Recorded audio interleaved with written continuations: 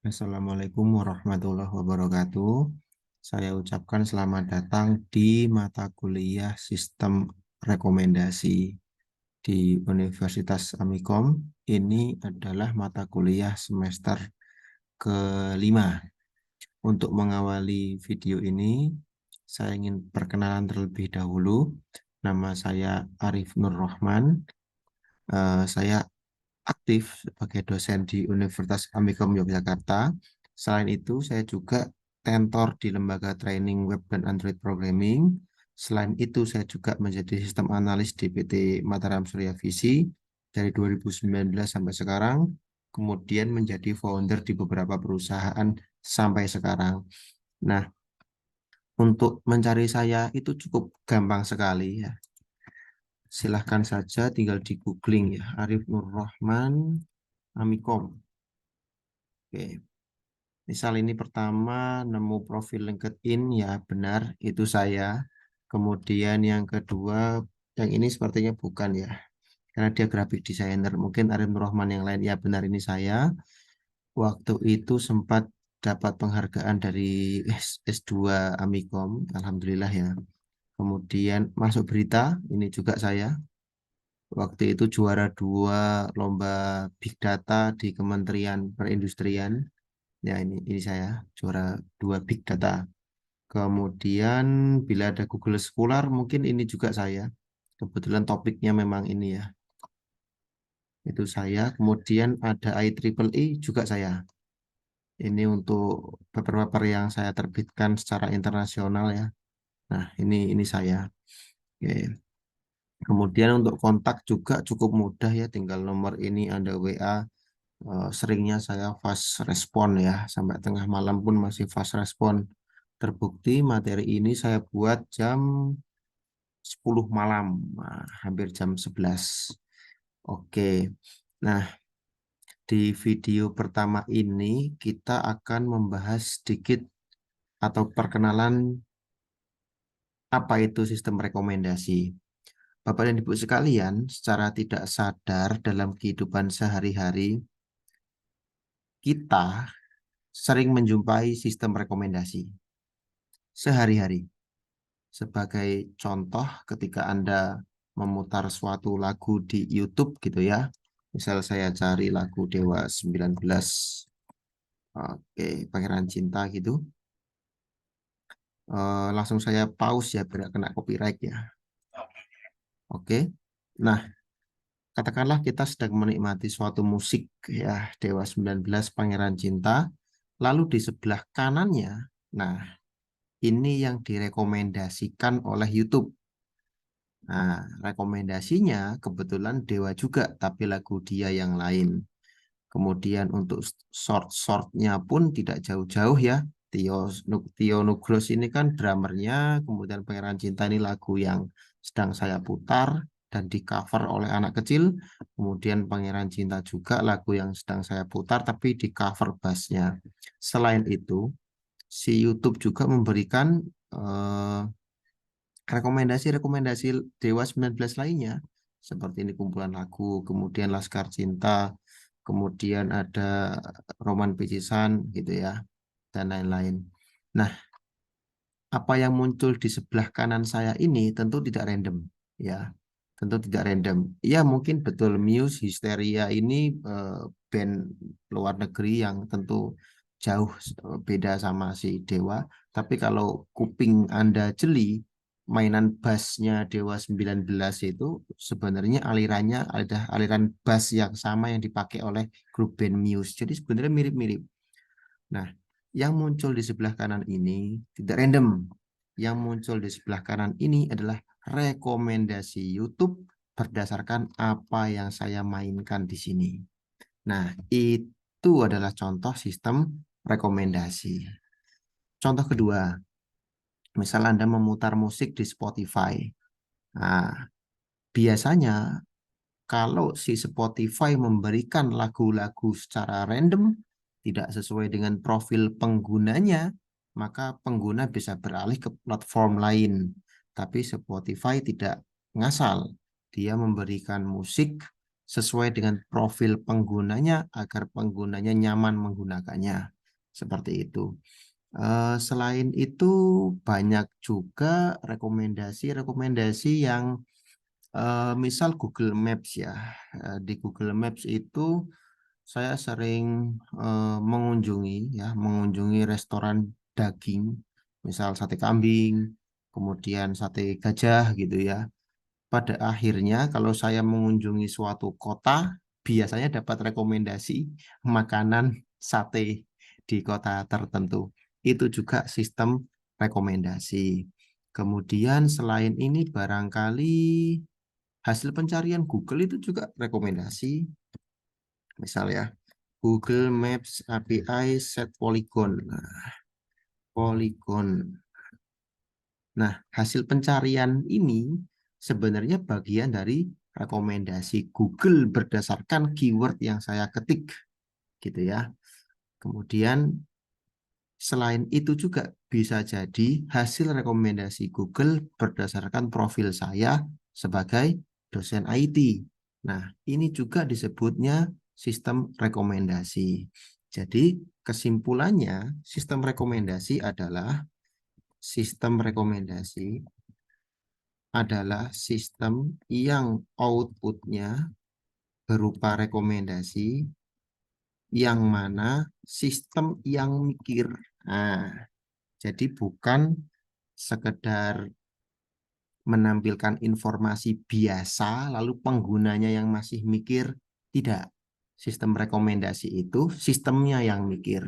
Kalau contoh di YouTube tadi, nah urutannya kenapa kok ini dulu, kenapa kok ini dulu, baru Muse Hysteria, baru Dewa 19 Setelah Cinta. Urutan ini, rekomendasi ini komputernya yang mikir ya, sistemnya yang mikir. Saya ambil contoh misal eh, di sini contoh ada sistem yang komputernya tidak mikir. Kita masuk ya, kita masuk sebagai admin.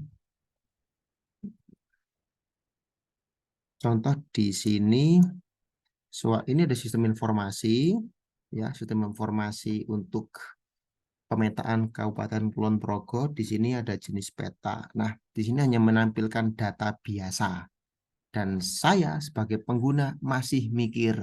Nah, ini belum disebut sistem rekomendasi. Dia disebut sistem rekomendasi itu ketika sistemnya yang mikir. Sebagai contoh, sistem mikir untuk memberikan rekomendasi lagu pada sebelah kanan ini. Nah, itu mengenai definisi sistem rekomendasi. Selanjutnya, model sistem rekomendasi. Di tempat kami belajar ya di Universitas Amikom saat ini secara dasar kami menggunakan dua model. Yang pertama content based ya, yang kedua adalah kolaboratif based. Kolaboratif based. Content based itu merekomendasikan berdasarkan konten. Contoh di sebelah kanan merekomendasikan lagu Dewa karena sebelah kiri saya menikmati konten lagunya Dewa, gitu ya. Kalau kolaboratif base itu rekomendasi berdasarkan kolaborasi antar pengguna. Misal dosen Amikom kebanyakan ngeplay lagunya Dewa.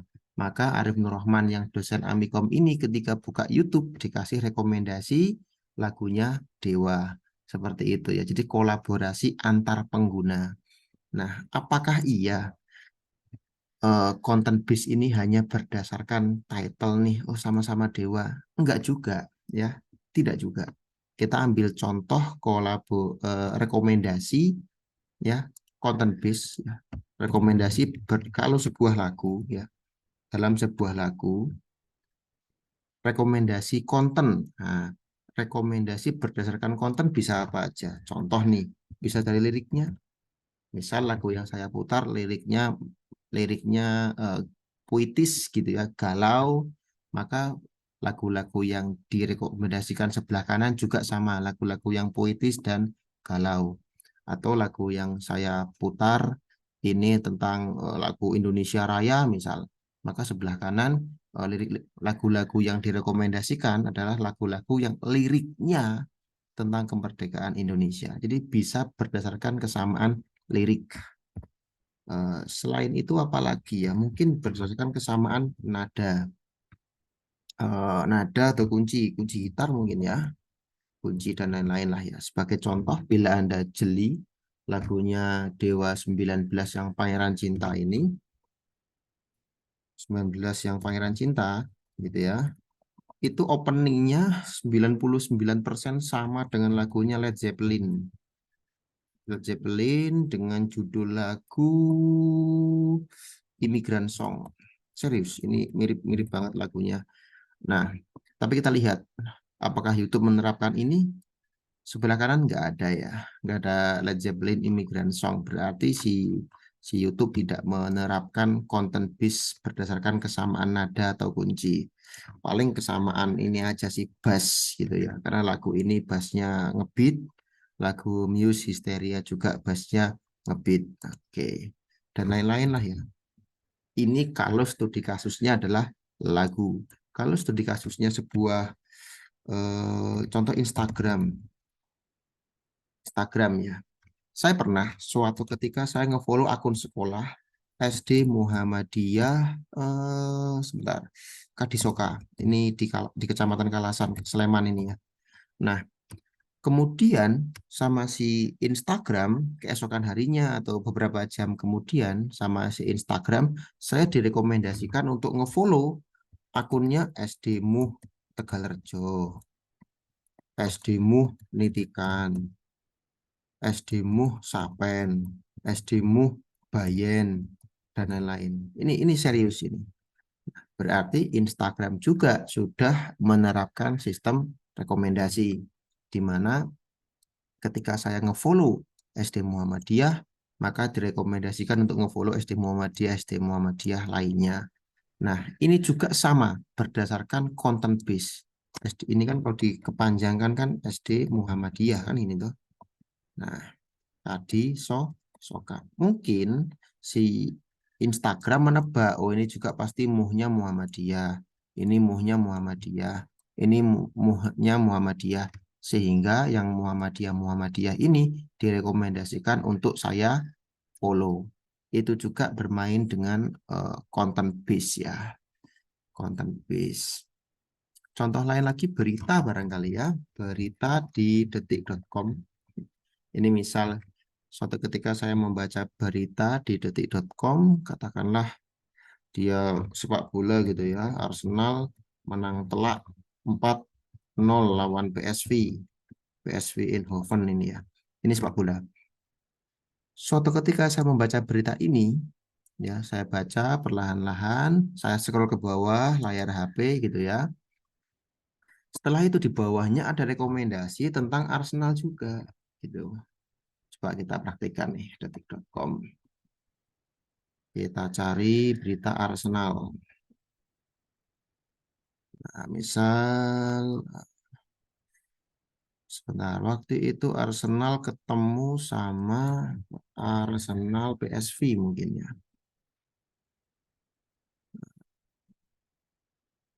Oh, ini deh, misal ini deh. Dah, ini aja deh bebas. Nah, ketika saya membaca berita tentang tim sepak bola Arsenal, biasanya, nah kita lihat, tuh, yang direkomendasikan berita-berita tentang Arsenal. Nih, scroll ke bawah, loh, di sini kok bukan tentang Arsenal? Iya, tapi ingat, Arsenal ini bermain di kompetisi Liga Eropa dan Napoli Real Madrid juga bermain di kompetisi Liga Eropa. Jadi masih mirip-mirip kontennya ya. Kita scroll ke bawah juga, MU Galatasaray juga sama, ini tentang Liga Eropa. Kemudian scroll ke bawah, rekomendasinya tidak. Ternyata si Detik tidak menerapkan di sini, ya dia menerapkan rekomendasi tapi tidak berdasarkan kesamaan konten Arsenal. Dia menerapkan rekomendasi berita lain malah selain Arsenal. Seperti itu ya. Sama sekali nggak ada ya Arsenalnya ya. Oke, sama sekali nggak ada. Berarti dia main rekomendasi konten bisnya di sini nih ya, di tengah-tengah berita ini. Ini sama di sini. Jadi kesimpulannya, sistem rekomendasi memang kita jumpai sehari-hari, gitu ya. Dan yang barusan saya ceritakan itu adalah yang content base. Selanjutnya kita coba buka yang kolaboratif base. Kalau kolaboratif base saya harus switch account ke akun pribadi. Misal saya buka Shopee di sini. Kalian pernah dengar nggak orang lain juga menyukai? Jadi misal kalau kita buka Shopee gitu, di Shopee itu ada postingan orang lain juga menyukai gitu loh. Sama aja ya, di sini juga nggak login ternyata. Oke, saya kembali ke profil yang ini saja deh. Shopee.co.id, kemudian di sini saya cari produk, misal sudah hijab wal. Oke, kita buka. Setelah ini kita buka. Nah, di bawah sini biasanya ada rekomendasinya. Nah, kalau sebelah kanan ini sistem rekomendasi berdasarkan kesamaan toko. Berarti main konten base dia, ya kan? Tokonya sama nih, loji hijab semua. Berarti kan content base. Kalau yang sebelah bawah sini sama nih. Nih, produk dari toko ini juga sama, berarti content base ya, berdasarkan kesamaan konten nama toko.